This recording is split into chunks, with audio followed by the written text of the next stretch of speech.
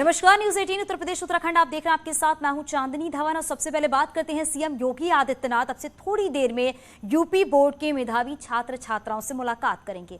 CM आवास पर यह कार्यक्रम होगा। सीएम योगी लखनऊ के हाई स्कूल और इंटरमीडिएट के टॉपर्स स्टूडेंट्स से मुलाकात करेंगे और उन्हें भविष्य के लिए शुभकामनाएं भी देंगे।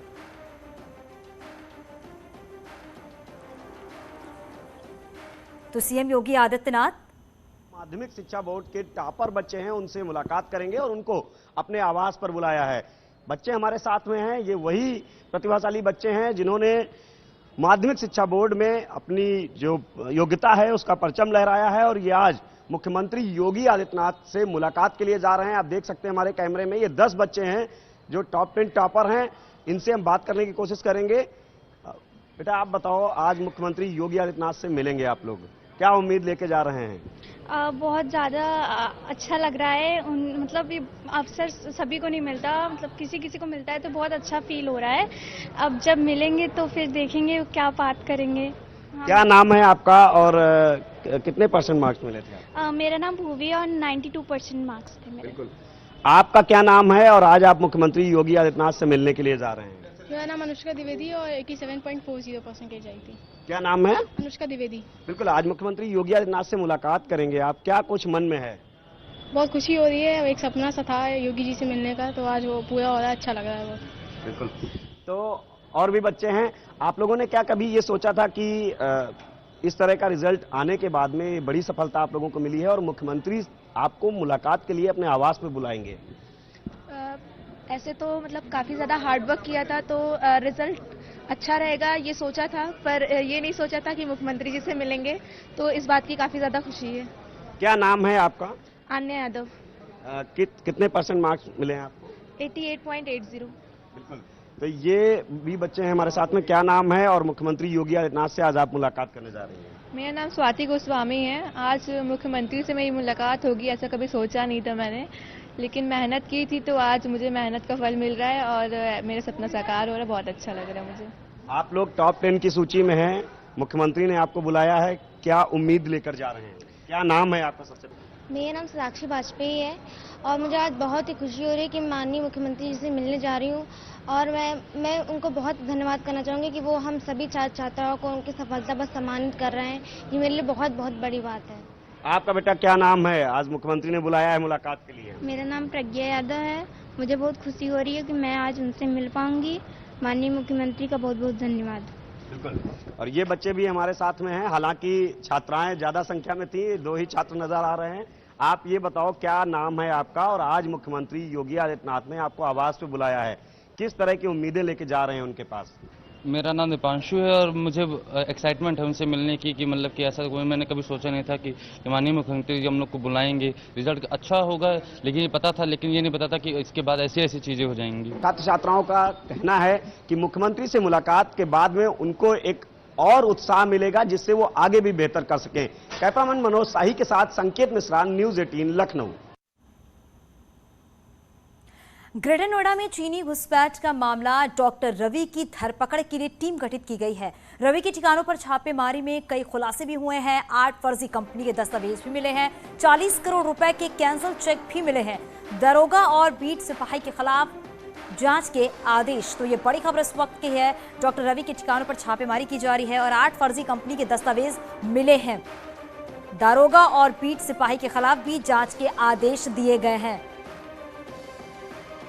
तो 40 करोड़ रुपए के कैंसल चेक मिले हैं। डॉक्टर रवि की धरपकड़ के लिए टीम गठित की गई है और रवि के कई ठिकानों पर छापेमारी की जा रही है। 8 फर्जी कंपनी के जो दस्तावेज हैं, जो पेपर्स हैं, वो मिले हैं और लगातार इस पूरे मामले की जांच की जा रही है। डॉक्टर रवि की धरपकड़ के लिए अलग अलग जगहों पर छापेमारी भी की जा रही है। ग्रेटर नोएडा में चीनी घुसपैठ का ये पूरा मामला है जिसमें टीम जो है वो गठित कर दी गई है और टीम गठित करने के बाद अलग अलग जगहों पर छापेमारी की जा रही है क्योंकि 8 फर्जी कंपनी के जो दस्तावेज मिले हैं, 40 करोड़ रुपए के जो कैंसिल चेक मिले हैं, इसी पूरे मामले को लेकर लगातार टीम जो है वो छानबीन कर रही है, इस मामले की जांच कर रही है। हमारे सहयोगी हिमांशु हमारे साथ जुड़ गए हैं। हिमांशु, जिस तरीके से पूरा मामला सामने आया है, डॉक्टर रवि के अलग अलग ठिकानों पर छापेमारी भी की जा रही है, आगे किस तरीके से कार्रवाई और की जा रही है इस मामले में? देखिए, आपको बता दें कि लगातार चौंकाने वाले खुलासे मिल रहे हैं। पहले पुलिस ने चीनी नागरिक और उसकी जो भारतीय महिला मित्र थी उनकी रिमांड ली थी। रिमांड में कई तथ्य और चीजें सामने आई। वहां पर देह व्यापार का अनैतिक कार्य भी किया जा रहा था। इसके अलावा जो इन सब का मास्टरमाइंड है डॉक्टर रवि चीन में रहकर वहां से डॉक्टरेट की पढ़ाई की और उसके बाद वहीं से नेक्सस शुरू हुआ, वहां से लोगों के संपर्क में आया और यहाँ पर गुड़गांव सहित दिल्ली एनसीआर और ग्रेटर नोएडा में ये बार संचालित कर रहा था। यहाँ पर जो सबसे बड़ी बात है, इंडियंस अलाउड नहीं थे और यहाँ पर जब इसके ठिकाने की सूचना मिली, छापेमारी की गई तो मौके से तो जो डॉक्टर रवि है नटवरलाल वो गायब मिला, लेकिन जो वहां पर चीजें मिली वो चौंकाने वाली है। वहां पर 8 फर्जी कंपनियां जो कागजों में चल रही थी उनका पता चला है। हवाला एंगल से जांच की जा रही है और 40 करोड़ रुपए के कैंसिल चेक मिले हैं। फिलहाल पुलिस ने टीमें गठित की हैं जो रवि उर्फ नटवरलाल की दबिश दे रही है, उसको पकड़ने की कोशिश कर रही है, क्योंकि उसके बाद ही चीजें और स्पष्ट होंगी। National security point of view से भी चेकिंग की जा रही है, जांच की जा रही है और सबसे बड़ी बात है कि 3 एजेंसियां इन्वॉल्व है इसमें। खुद यहाँ की लोकल पुलिस है, इसके अलावा लखनऊ की SIO इन्वेस्टिगेशन यूनिट है वो इन्वॉल्व है और दिल्ली की IB यूनिट जो है वो भी पूछताछ कर रही है। मामला गंभीर है, पूछताछ की जा रही है और जल्द ही पुलिस की तरफ से ये कहा जा रहा है कि इस मामले को लेकर एक बड़ा खुलासा किया जाएगा। जी बिल्कुल हिमांशु, और देखना होगा क्योंकि हर दिन कई बड़े खुलासे हो रहे हैं और डॉक्टर रवि की धरपकड़ के लिए लगातार टीमें जो है वो भी दबिश दे रही है। देखना होगा आगे और क्या कुछ खुलासा होता है। बहुत शुक्रिया इस पूरी जानकारी के लिए।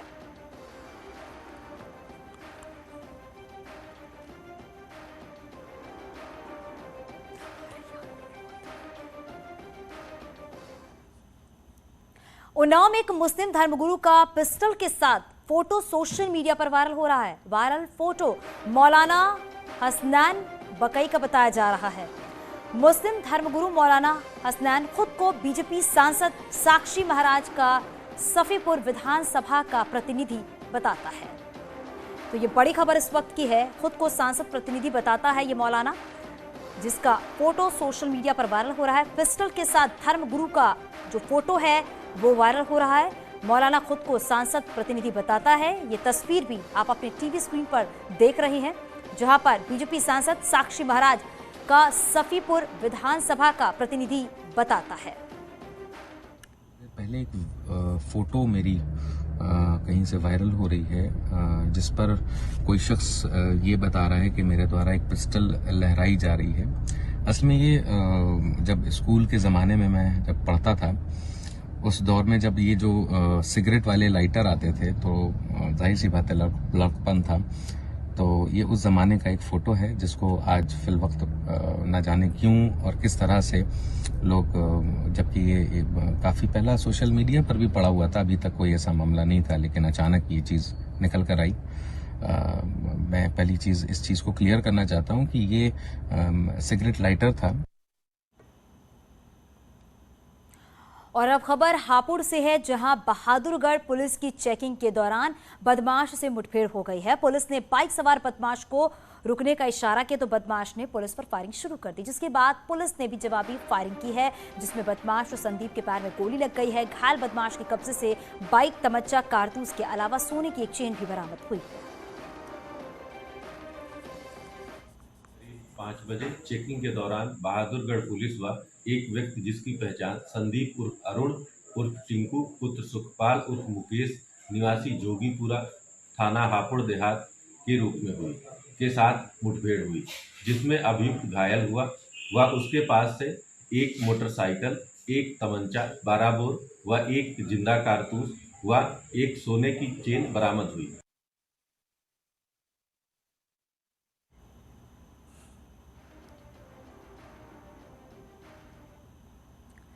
और प्रयागराज हिंसा से जुड़ी ये बड़ी खबर मिल रही है। आरोपी AIMIM और SP नेताओं की संपत्ति कुर्क होगी, ये बड़ी खबर इस वक्त की है। पुलिस ने शुरू की है कुर्की की तैयारी।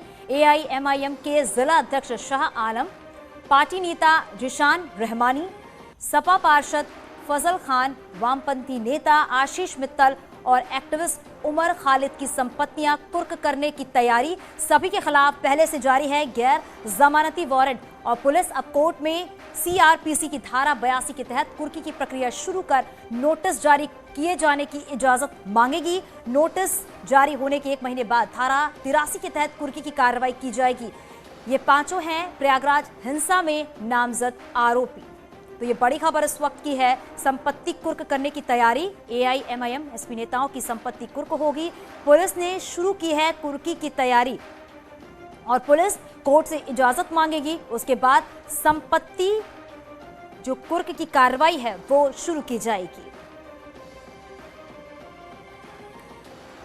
तो प्रयागराज हिंसा मामले में ये अपडेट आपको दे दें कि जो नामजद आरोपी हैं उनके खिलाफ ये कड़ी कार्रवाई की जाएगी। उन आरोपियों की संपत्ति जो है वो कुर्क की जाएगी और पुलिस इसके लिए कोर्ट से इजाजत मांगेगी। हालांकि तैयारी जो है संपत्ति की कुर्की की उसकी शुरू हो चुकी है। एआईएमआईएम और एसपी के नेताओं के खिलाफ ये बड़ी कार्रवाई की जाएगी। तो प्रयागराज हिंसा में जो आरोपी हैं उनके खिलाफ प्रशासन की तरफ से ये बड़ी कार्रवाई की जाएगी, संपत्ति कुर्क की जाएगी। हालांकि उससे पहले पुलिस कोर्ट से इजाजत मांगेगी संपत्ति कुर्क की और पुलिस प्रशासन की तरफ से तैयारी जो है वो शुरू कर दी गई है। यानी जो भी आरोपी है उनके खिलाफ पुलिस प्रशासन की तरफ से कड़ी कार्रवाई की जाएगी। और लगातार देखा जा रहा है कि जीरो टॉलरेंस की नीति पर प्रशासन की तरफ से कार्रवाई की जा रही है। हमारे सहयोगी सर्वेश हमारे साथ जुड़ गए हैं। सर्वेश, देखा जा रहा है जो भी आरोपी हैं उनके खिलाफ प्रशासन की तरफ से जीरो टॉलरेंस की नीति पर काम किया जा रहा है और ऐसे ही देखने को मिल रहा है कि प्रयागराज हिंसा में जो नामजद आरोपी हैं अब उनकी संपत्ति कुर्क की जाएगी। हालांकि उससे पहले पुलिस जो है वो कोर्ट से इजाजत मांगेगी। कब मांगेगी ये इजाजत? देखिए, मैं आपको बता दूं कि प्रयागराज में 10 जून को जुम्मे की नमाज के बाद हिंसा हुई थी और इस पूरे मामले में पुलिस ने अब तक मास्टरमाइंड जावेद मोहम्मद सहित 103 आरोपियों को गिरफ्तार किया, जिन्हें कोर्ट ने जेल भेज दिया, जिसमें 7 नाबालिग भी शामिल है। और अब इसका जो पॉलिटिकल कनेक्शन निकल कर आया था, एआईएमआईएम और सपा के नेताओं के नाम इसमें सामने आए थे। एआईएमआईएम के जिलाध्यक्ष शाह आलम, पार्टी नेता ईशान रहमानी, सपा पार्षद फजल खान, वामपंथी नेता आशीष मित्तल और एक्टिविस्ट उमर खालिद के नाम आए थे और ये फरार चल रहे हैं। इनकी गिरफ्तारी नहीं हो पा रही है तो पुलिस इनके खिलाफ अब एनपीडब्ल्यू जारी कराने के लिए कोर्ट जाने की तैयारी कर रही है। इसके साथ ही साथ एनपीडब्ल्यू जारी होने के बाद सीआरपीसी की धारा 82 के तहत कुर्की की प्रक्रिया की तैयारी की जा रही है। कोर्ट से पुलिस इजाजत मांगेगी और नोटिस जारी होने के 1 महीने बाद धारा 83 के तहत कुर्की की कार्रवाई अमल में लाई जाएगी। अधिकारी पूरी तरह से तैयारी कर रहे हैं ताकि इन आरोपियों को जिनका पॉलिटिकल कनेक्शन है उन्हें भी जेल भेजा जा सके। जी बिल्कुल सर्वेश, ये भी देखा जा रहा है, इससे साफ संदेश ये देने की कोशिश की जा रही है कि जो भी आरोपी हैं, जो भी अपराधी हैं, उन्हें बख्शा नहीं जाएगा, उनके खिलाफ कड़ी कार्रवाई की जाएगी प्रशासन की तरफ से। निश्चित तौर पर जो भी आरोपी हैं इस दंगे के हिस्सा के, उनको किसी भी तरह से बख्शने के मूड में पुलिस और प्रशासन नहीं है। एक सख्त मैसेज दिया जा रहा है क्योंकि 59 लोगों के वीडियो के आधार पर पोस्टर भी जारी किए गए थे, जिसमें से 16 लोगों को गिरफ्तार भी कर लिया गया था। 12 लोगों को संदिग्धों को हिरासत में लेकर उनसे पूछताछ की जा रही है और भी इसमें कार्रवाइयां लगातार की जा रही है। और इसी कड़ी में जिनका पॉलिटिकल कनेक्शन बताया जा रहा था, जो भी अभी तक फरार चल रहे हैं, उन पर शिकंजा कसने की पुलिस तैयारी कर रही है कि कोर्ट के जरिए उनके खिलाफ एनपीडब्ल्यू जारी कराया जाए। बिल्कुल सर्वेश, और पुलिस जब इजाजत मांग लेगी उसके बाद जो ये नामजद आरोपी हैं उनकी संपत्ति कुर्क की जाएगी। बहुत शुक्रिया इस पूरी जानकारी के लिए।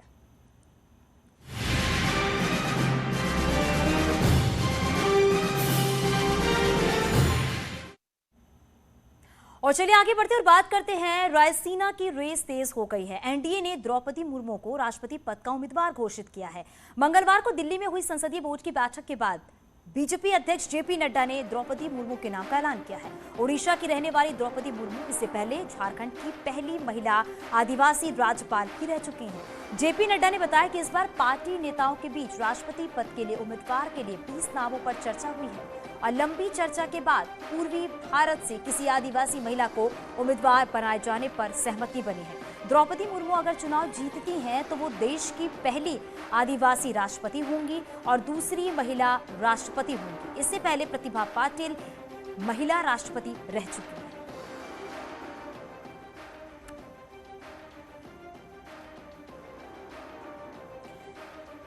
तो आपको बता दें कि उड़ीसा की रहने वाली हैं द्रौपदी मुर्मू, जिनकी नामों का ऐलान किया जा चुका है यहाँ पर। और साथ ही साथ ये भी है कि 20 नामों को लेकर चर्चा की गई, मंथन किया गया। उसके बाद द्रौपदी मुर्मू जो है वो राष्ट्रपति उम्मीदवार हैं। और वही विपक्ष की तरफ से अगर बात करें तो यशवंत सिन्हा जो हैं वो राष्ट्रपति उम्मीदवार हैं। हालांकि अब जब ये चुनाव होगा तो देखना होगा कि कौन राष्ट्रपति बनता है। और साथ ही साथ ये भी है कि द्रौपदी मुर्मू अगर चुनाव जीतती हैं तो वो देश की पहली आदिवासी राष्ट्रपति होंगी और दूसरी महिला राष्ट्रपति होंगी। इससे पहले प्रतिभा पाटिल पहली राष्ट्रपति रह चुकी हैं। आज तक कोई आदिवासी ट्राइबल प्रत्याशी राष्ट्रपति के रूप में नहीं आया है, इसलिए हमें ट्राइबल पर, और पहली बार कोई ट्राइबल को भारतीय एनडीए की तरफ से हम कैंडिडेट बना सकेंगे, ऐसा संसदीय बोर्ड, पार्लियामेंट्री बोर्ड का मत था। और इसलिए श्रीमती द्रौपदी मुर्मू, इनको राष्ट्रपति का प्रत्याशी घोषित किया गया है एनडीए की तरफ से।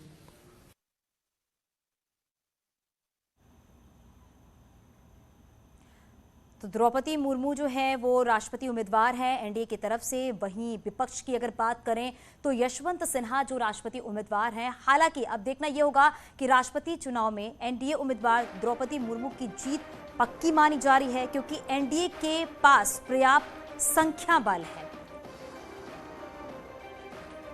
किसी पार्टी के पास कितने वोट हैं वो भी हम आपको इस ग्राफिक्स के जरिए समझाने की कोशिश कर रहे हैं, ताकि आप ये समझ सके कि राष्ट्रपति का चुनाव कैसे होता है, कितनी संख्या बल चाहिए होता है।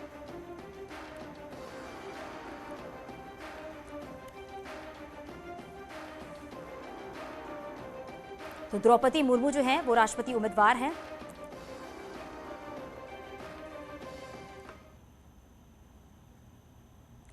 वहीं राष्ट्रपति चुनाव के लिए विपक्ष ने यशवंत सिन्हा को अपना उम्मीदवार बनाया है। दिल्ली में हुई बैठक के बाद विपक्ष के नेताओं ने यशवंत सिन्हा के नाम पर सहमति जताई है। यशवंत सिन्हा ने टीएमसी से इस्तीफा दिया था और इसके बाद ही संकेत मिलने लगे थे कि वो राष्ट्रपति पद के लिए विपक्ष के कैंडिडेट हो सकते हैं। यशवंत सिन्हा पूर्व विदेश मंत्री और पूर्व वित्त मंत्री भी रह चुके हैं। 27 जून को यशवंत सिन्हा राष्ट्रपति चुनाव के लिए अपना नामांकन दाखिल करेंगे।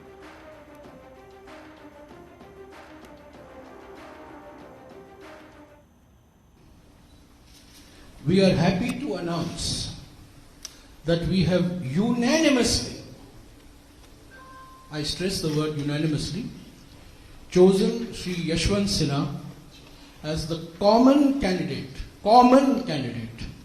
of the opposition parties for the presidential election, which will take place on the 18th of July 2022. Finance minister के नाते उन्होंने काम किया, फॉरेन मिनिस्टर के नाते काम किया और एडमिनिस्ट्रेटर यानी सरकार में भी उन्होंने एडमिनिस्ट्रेटर के तौर पर उनका एडमिनिस्ट्रेशन भी सबके सामने है। तो इसीलिए हम सभी ने इस बात को मान लिया, इससे बेहतर कैंडिडेट और कोई हो नहीं सकता और हम सभी मिलके एक मत से उनको हमने चुना है। और आगे भी खबरें जारी है, यहाँ रुकें एक छोटे से ब्रेक के लिए।